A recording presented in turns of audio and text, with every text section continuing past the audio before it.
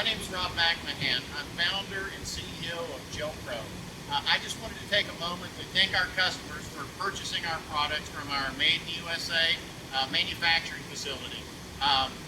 What that's allowed us to do, since we manufacture our own product, is convert a portion of our production over to the critically needed medical safety equipment that our first responders and medical professionals so desperately need right now. Effective immediately, we're producing 40,000 face shields, again, for medical staff and first responders. We have the capacity to make hundreds of thousands of these shields, and we'll continue to do so if necessary.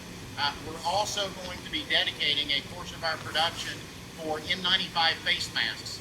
We're waiting on the raw materials to come in, but we have 6 large radio frequency welders that we'll be dedicating to this project. In addition, because of customers like you that allow us to have the financial resources to do this, we're donating immediately $100,000 worth of commercial grade anti-fatigue masks to the staffs manning the COVID-19 drive-up testing centers. These folks are working incredibly hard to protect all of us, and they're standing on very hard asphalt all day. Being a comfort floor mat company, when GelPro saw that, we knew that we had to act immediately.